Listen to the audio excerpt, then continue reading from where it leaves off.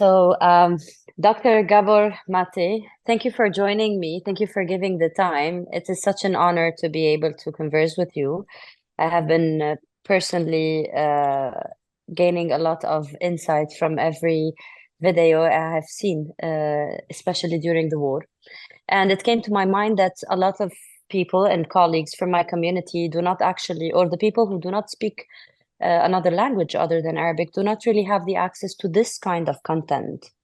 And at times like these, it is very hard to restrain from hate or revenge or these feelings, these negative feelings, and really actually put yourself in the other person's position to understand their pains.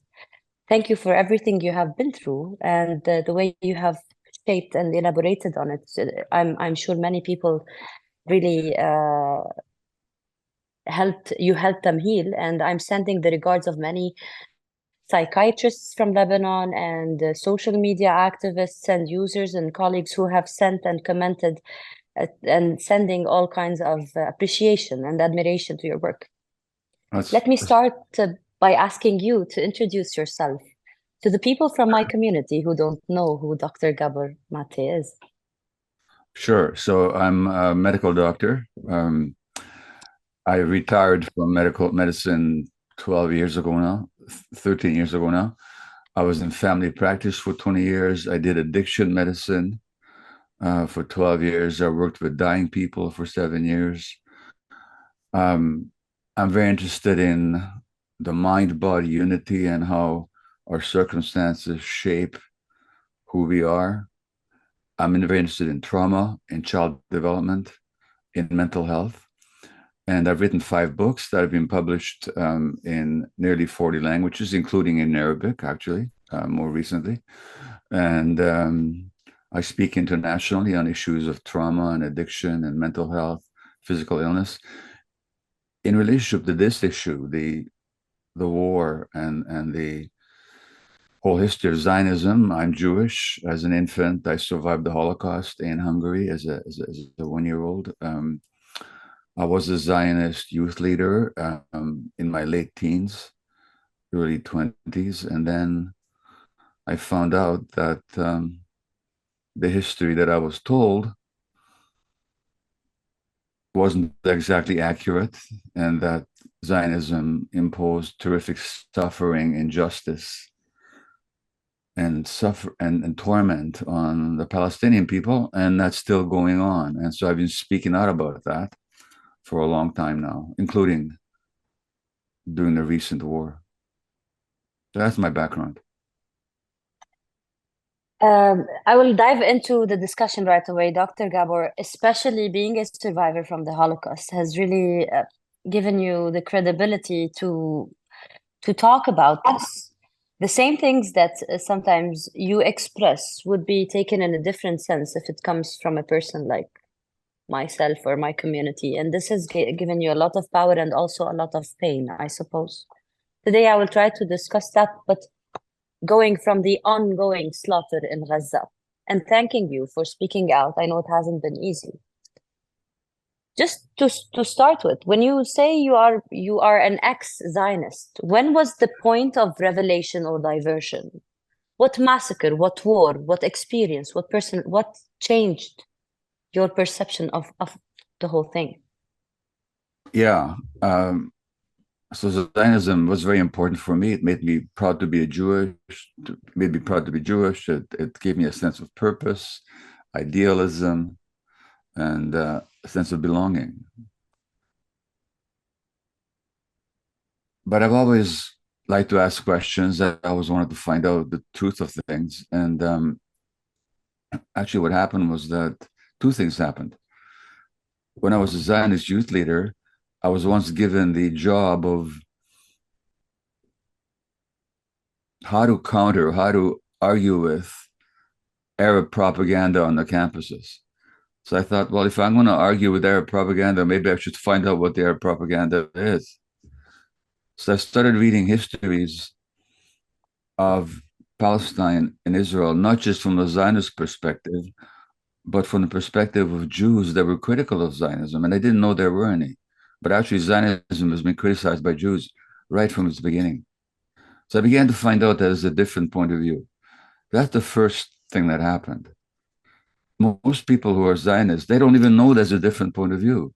They think there's only one way to look at history. Now, the other thing that happened is that the Vietnam War happened. And now you're way too young to remember the Vietnam War. But during the Vietnam War, millions of Vietnamese were being killed by the Americans. And the American media was lying about it. They were just lying. And everybody could see the lies. You could see through it. And one after the other, the lies were uncovered. And it's the same as with the war in Iraq, the weapons of mass destruction. Anybody who's got any intelligence could tell you that there's no weapons of mass destruction, but 500,000 Iraqis ended up dying because of that lie. So in 1967, when the Vietnam War was going on, and then the Six-Day War happened, the American media was supporting Israel fully. And I thought to myself, why is the same media that's lying about Vietnam so enthusiastic about Israel? So I started to research it. And what I came to the conclusion in 1967 was that this wasn't a defensive war on the part of Israel. It was very much a planned campaign of conquest and occupation. So those were the two things. One is starting to question the Zionist narrative, and then more specifically in 67, why is the same media so enthusiastically in favor of the Vietnam War, also so supportive of Israel? So those are the stimuli that got me asking questions. And since 67, I've seen it very differently. So for me, it's not new. Doctor, but since you have seen it, you didn't stop there. You have taken it further to try to enlighten other people. I have come across an article that you have written back in 2014, and to my surprise, it is still very, very timely. Yeah. Yeah. I'm sure you know which article I'm talking about. Israel, dream becomes nightmare. Yeah. So the Zionist dream became a nightmare for the Palestinians. And in 2014, this is what people think that history began on October the 7th, but it didn't. In 2014, not for the first time and not for the last time, Israel was massacring hundreds of Palestinians in Gaza, including hundreds of children. So this wasn't new. This isn't new. It's more horrible than ever before, but it's not new. And I pointed that out in 2014. Doctor, I'm sorry if I'm going to ask very at least to me it's triggering, and we are all very, very triggered today. It's our ancestral and generational trauma. Yeah. But I want to ask you, when you look at all these videos, if you do, when you hear about all these Palestinian babies that are living and struggling today, what you personally went through as a kid, and how do you deal with that? How much is that relative, and how can you compare what happened to you to what's happening to the kids around us here today?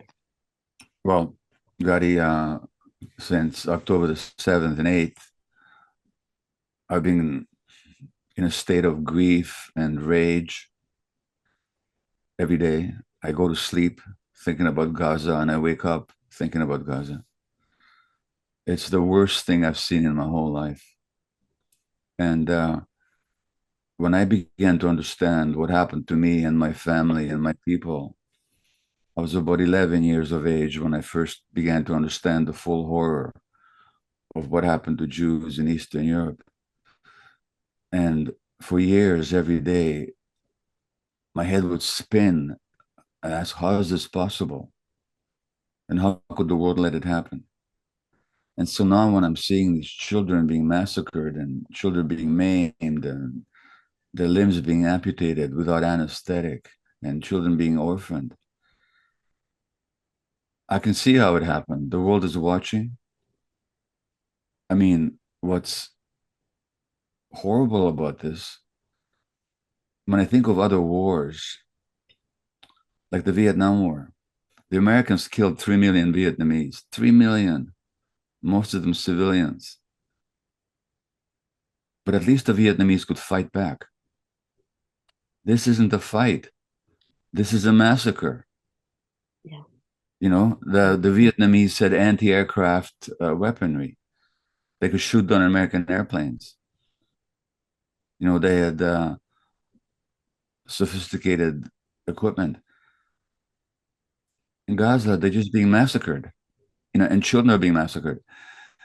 And not just for me, I can tell you this, for a lot of people in the world, around the world, this is the heaviest time. It's a very heavy time for people, even people who are not as closely connected to this issue as maybe you and I are.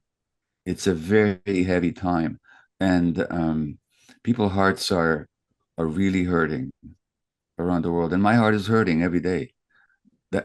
That's how I see it. And for all the speaking that I do and for all the facts that are presented, it's still happening. Exactly. Thank you for sharing that part, and allow me to ask you another consequence of what you actually express, which is feeling like the black sheep in one's own community, feeling resentment from your actual society and family sometimes, and people that you love. In Lebanon, we have that a lot. I suppose Yeah. you know how divided we actually are about our own massacre. Now, Lebanon is actually in war. We have Lebanese children that are being bombed in their schools, in their beds. And we also have Lebanese people who are carrying out the Israeli narrative and who are actually divided. And it is really painful as well. How do you cope with being resented or hated for what you are expressing from actual Jews who you love and you belong to? Well, first of all, I do know something about the history of Lebanon, and it's a history of colonialism. And the effect of colonialism is to divide people and to turn them against each other. So people who should be brothers and sisters become each other's enemies. And this has been going on for Lebanon for a long, long time. Since the beginning of Lebanon, actually. There are Christians against Muslims and different factions of Christians against different, you know, and with terrible killings and terrible cruelties. This, I know it's been going on for a long time. As for my own, look, in my writing on medicine and health, I talk about the conflict that people have between being authentic, in other words, being true to themselves, or being accepted by others. Now, if you and I can be friends, and you can be authentically yourself, and I can be authentically myself, and express our truths, and we can still remain in contact, that's great. But if you express your truth and your authentic self, and I don't like that, now you have a decision to make. You can suppress yourself to be accepted by me, or you can express yourself and accept the fact that I won't like you. Now, I made that decision a long time ago, that for me, being true to myself and being authentic doesn't make me right. But if I see a truth and if I believe in something, I'm not going to suppress it for the sake of being accepted. So in 1967, when I first wrote about this, about the war, and I said Israel fought this war to conquer a territory that they'll never give back. That's what I said in 1967. My father kicked me out of the house, and I was 23 years of age. Now, we made it up, and actually, eventually, he agreed with me. But Okay. I made this decision a long time ago that for me, what I think is the truth, what I see as the truth, is far more important than who likes me and who doesn't like me. So, you know, Jews like me, I'm not the only one, by the way, there's more and more. We're accused of being self-hating Jews, we're anti-Semites, we're spokesmen for the terrorists, we probably got paid off. I just wish somebody would pay me already, you know. So far, nobody's giving me a penny. What can I tell you? But what I'm saying is that comes with the territory. So that's just a decision that we all have to make. Do we be true to be ourselves, or we try to be liked by other people? Sometimes you can't have it both ways. That's just how it is. I'm one to know, and thank you for putting it on display like that. But still, there's another question that one of the social media activists, actually, he's Irish, and he sent me that question to ask on his behalf. He was curious to see to explore how are you received if you go to actually to Ben Gurion Airport. When you actually go and visit Palestine, occupied Palestine, or you go there, how are you received? Do they Well, actually harass you? no, I did visit Palestine almost 2 years ago now. I was in the West Bank. I was working with women tortured in Israeli jails. I gave a workshop, gave some counseling. How did they allow you to do that much? Because Well, I don't think they knew me. No, I don't think I was on their radar. So there was no harassment. There were no questions. There were Israeli friends who welcomed me, who supported what I was doing. You know, if I went now, maybe my profile is higher since the Gaza war, so might have a different reception. I don't know, but the last time I was there, they didn't. I don't think they knew who I was, well, or and so I was under the radar. I don't know if I'm on the radar now. I have no idea. well, we saw you have been actually attacked, you and your son in the United States in the street. I wouldn't advise you I to have go no. and I'm not. test the Israeli tolerance at such times. Sir, I want to ask you something. Now polls are saying that more than 90% of the Israeli society is marching behind the banner, kill them Yeah, all. yeah. And this has actually bred into, unfortunately, an anti-Jewish sentiment all across the world, which is like very unfortunate.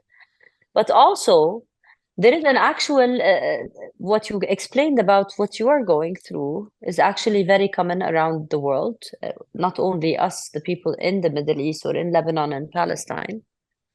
Everybody is living that. And there are even children who are experiencing this traumatic input of information. There is an actual genocide going on. How much is this Israeli society? How sane, how healthy, how dangerous is this? People are marching, holding banners saying "kill them all," and they are not even apologetic about it. What would this tell you about this society? Where is it going? Well, Israeli society has been going more and more to the right for a long time now. It's not even so much that it's going more and more to the right, it's that the left doesn't even exist anymore. There's no significant left wing. When I say left, I mean genuine peace movement in Israel. There hasn't been for a long time. There are some very brave individuals, very courageous, very principled people who've been speaking out. Some very courageous, honest journalists, for example, and others. But society as a whole, there's a certain logic to colonialism. Now, when you look at where Israel came from, it came from basically two sources. One is the Jewish trauma that happened in Eastern Europe. That was really beyond horrible. I mean, there's no words for it. So that's one. And so in which Jews see themselves as victims because they were victimized. We were oppressed and massacred and killed in unspeakable numbers, including my grandparents, including almost myself. And Israeli society fetishizes and almost makes a religion out of that trauma. That this is where we came from and this is what we must never happen again. So there's that part. But there's another part, which is even more important, which is that the Zionist project could never have been accomplished without colonial endeavors and colonial practices. So basically, because of the British Empire And as you know, the French and the British divided the Middle East between themselves after the First World War, like a nice piece of pie. You have this, you got Lebanon, I got Syria, you got Saudi Arabia, you got Jordan, you got Palestine, and so on. You got Iraq. So the Zionists came along as the allies and the customers and the clients of an empire as colonialists. Now, colonialists have to displace the local population. They have to suppress them. That's the only way they can achieve their goals. So that began 100 years ago, and it came to Exactly. a terrible conclusion in 1947-48, where there were massacres of the local population, the deliberate destruction of their villages, the forced, cruel expulsion, even multiple rapes, has been documented by Israeli historians. Although I'm not saying there was a campaign of rape, but it happened a lot. And there was certainly a campaign of expulsion and destruction and killing. And that's been going on ever since. And it's going on every day in the West Bank right now. And the more you do that, the harder your heart becomes. And so basically, the heart of Israeli society has become harder and harder and harder, to the point now where 80% of Israelis think that their army is maybe even doing enough in Gaza. Yeah. So this is the logic of colonialism, and it's only going to get worse. Now, finally, I just want to say the average Israeli, Sorry. that's okay. Okay. Yeah. The average Israeli doesn't know anything about the Palestinians. They're not taught about the Nakba. They're not taught about Palestinian culture, language, history, values, experience. They just don't know. And so when October the 7th happens, to them, it just seems like another bunch of anti-Jewish fanatics trying to murder the Jews. And they have no sense of what's been going on in Gaza for the last several decades. They don't know that in 1953 and in 1956, Gazans were massacred by the Israeli army. They don't know about the multiple massacres that have happened since then by their Air Force. To them, they just seem like a bunch of anti-Jewish fanatics. So with the Jewish trauma, with the colonialism, and with the absolute ignorance of Palestinian experience, they just see the Palestinians as enemies to be annihilated. Sure, but sometimes even when they actually know, because we are interacting on social media, and even when they say you bring this to yourself by voting for these people, you don't deserve to, because we are children of light, we are, etc. So sometimes, even when they know that this didn't start on October 7th, they just like salute it and cheer on. For me, for someone living in the Middle East, it says a lot that this war is still going to continue. It's not going to end regardless of a ceasefire, because you have entities that are existentially existing to fight other entities. I want to ask you, since you have been involved since 1967, how do you see this playing out? Because now, back again, Palestine is center stage of the world. For the past maybe decade or more, we have been distracted, even us. But now everybody's talking about Palestine. How do you see this playing out? Eventually. Well, first of all, the human mind is quite amazing in its capacity to block off reality and to look at only pieces of facts, but not the whole complex unity of everything. And I know a lot of people who could know, but they don't know. And part of them, they don't want to know. Because if they really found out, they had to give up something precious. So actually a lot of people don't actually know. That's, and I talk to them. I know them. My next door neighbor across the street is an Israeli. And we used to be not friends, but friendly for decades.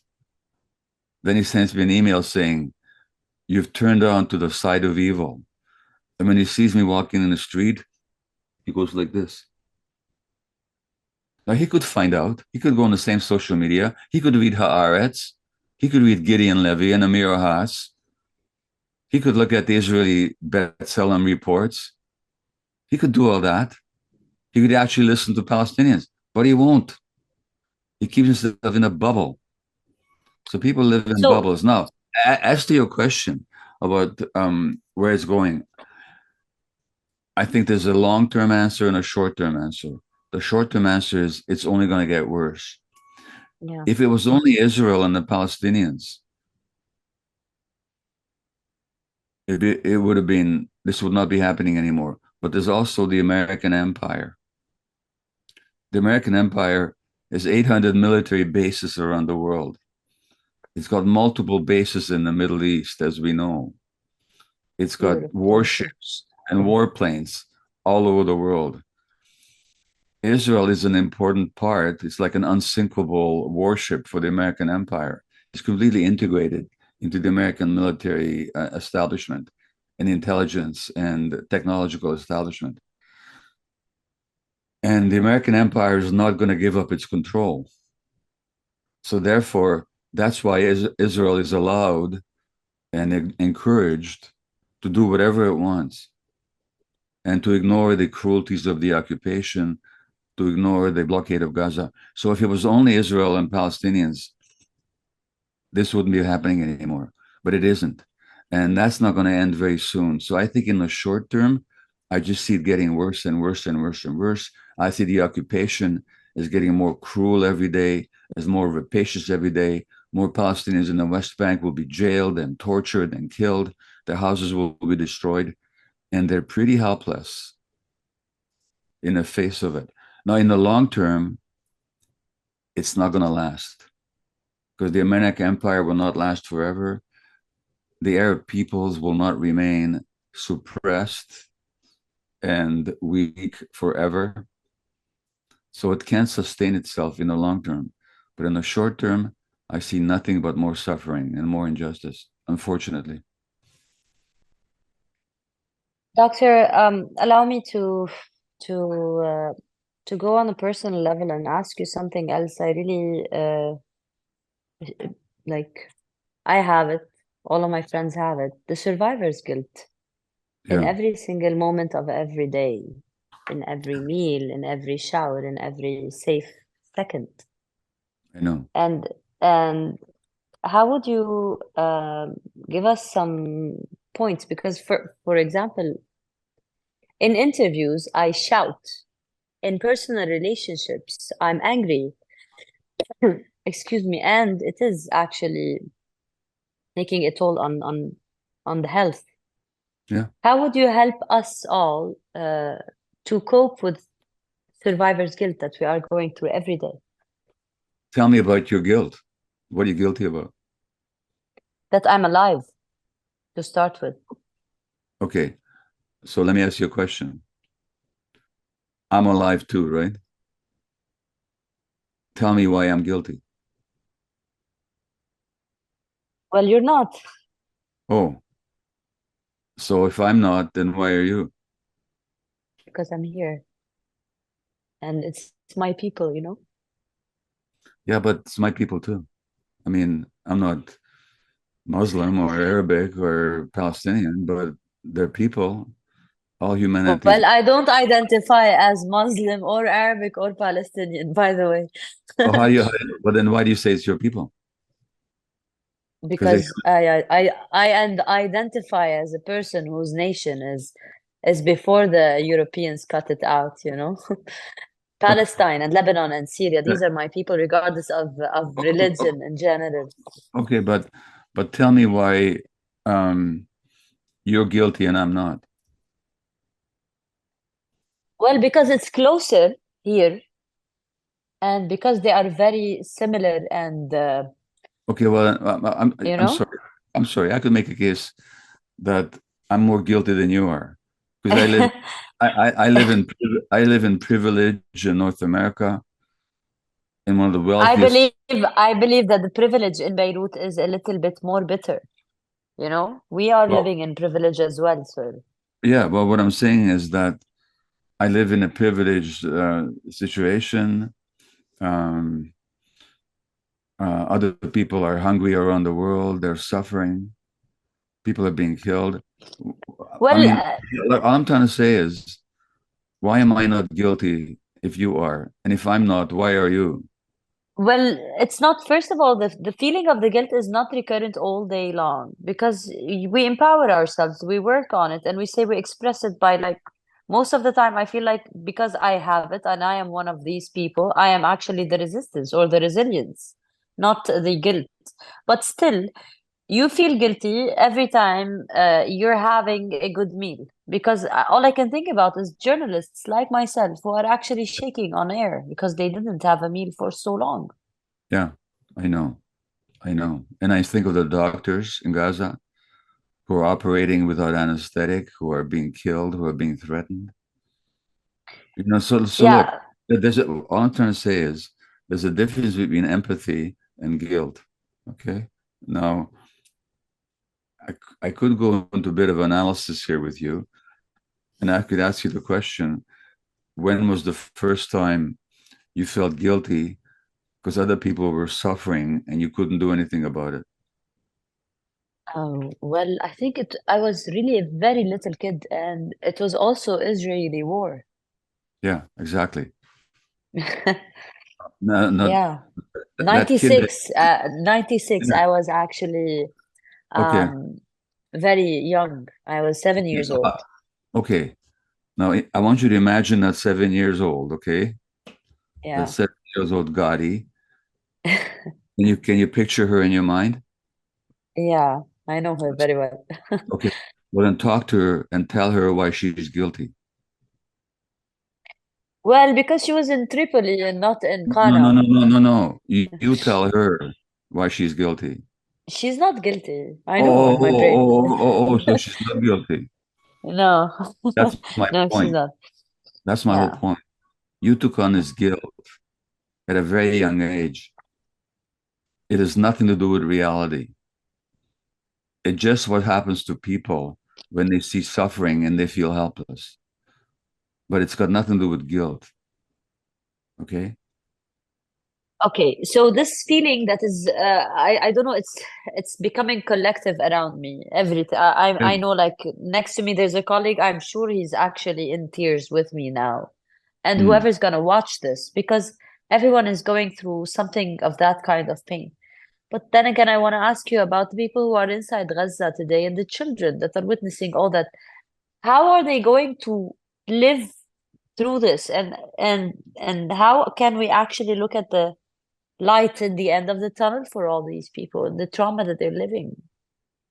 First of all, I just want you to know that what you feel, I feel too. Okay? And it comes from this horror of watching this atrocity taking place every day and the helplessness that we all have. There's nothing we can do to stop it, you know? And it's a terrible feeling. It's a terrible feeling. I share it. We just have to be with it and keep going and to take care of ourselves as best we can and to do what we can. That's all we can do. That's all we can do. Now, the children, well, there was an article today in the New York Times about the trauma in Gaza. Now, already in Gaza, in 2005, there was a study that showed how traumatized those children were. The Israelis and the Western press keep talking about Hamas and how terrible what Hamas did. In 2005, Hamas was not in power in Gaza, but those kids were already severely traumatized. Yeah. Now, what's going to happen in the future? It's unimaginable. It's unimaginable, the trauma. And for the kids who are watching this from afar on television and so on, all I can say is that the only thing we can do to protect them is to love them and to listen to their feelings and to hold them. Then they will learn that they can have these painful feelings and still carry on. So these children need a lot of holding, a lot of loving, a lot of supporting. That's all you can do for them. Doctor, today when I discuss with my siblings, especially because like they have traveled and lived and reflected on all of our experiences, we speak all our parents are a generation that lived through the Civil War. Yeah. And they raised us with their own trauma. Yeah. And we had our own war trauma. Yeah. And the ones that we are making, they have their own war trauma. And this is so heavy when you say we have to hug each other, but we are all traumatized. Who's gonna fix whom, you know? And when you look at what you've been through, and I know you have seen some shape of something that can compare to that. There's the strength and the resilience, but there's the time. How much time you think my people need to heal from all these generational traumas and wars? Decades. It's going to take a long time. Yeah. And we tend to pass our traumas on to the next generation. But look, here's the thing. Even when you go to Palestine, and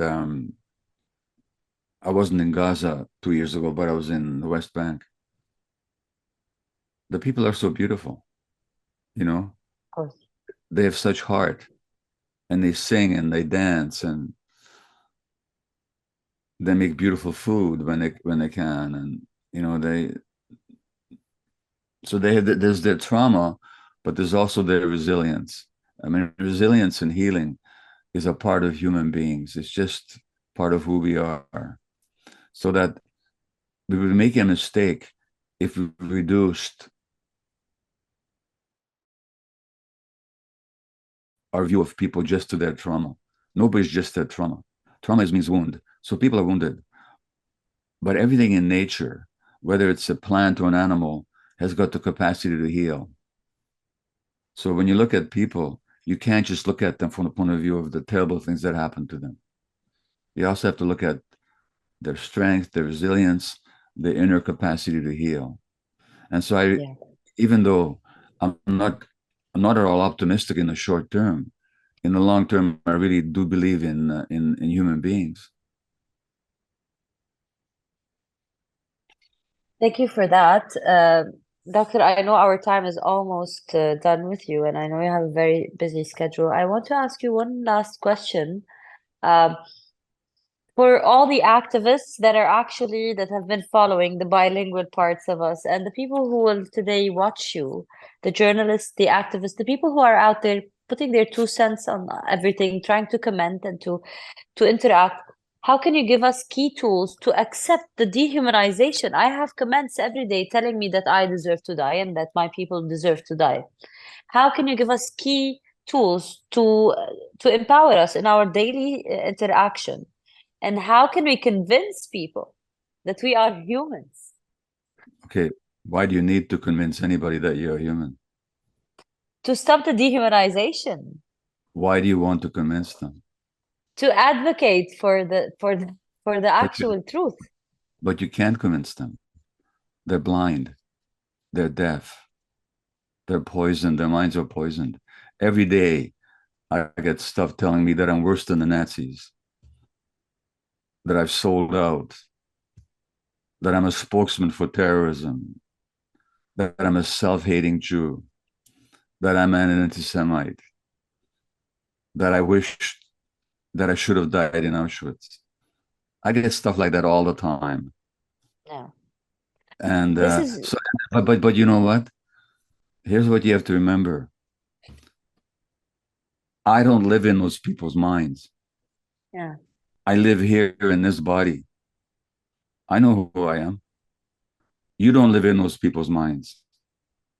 Yeah. Don't worry about convincing anybody. Just believe in yourself and keep speaking your truth. Okay?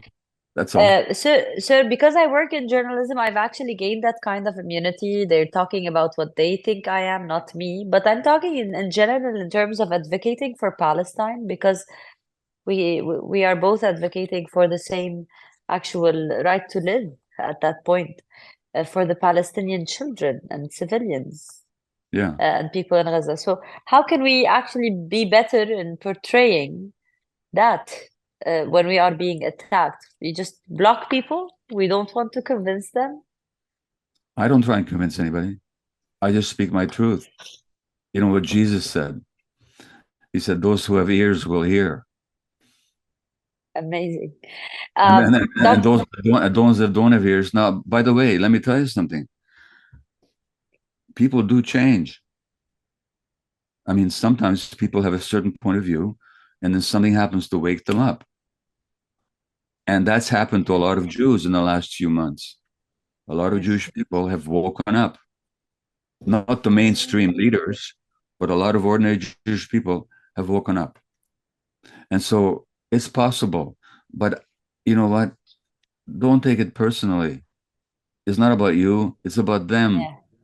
It's about them. It's about their blindness, their hatred, their fear, their ignorance. And, you know, now, you know, sometimes I do take it personally on a bad day, you know, but, you know, most of the time I don't. It's just the price you pay. It's the price you pay for speaking the truth.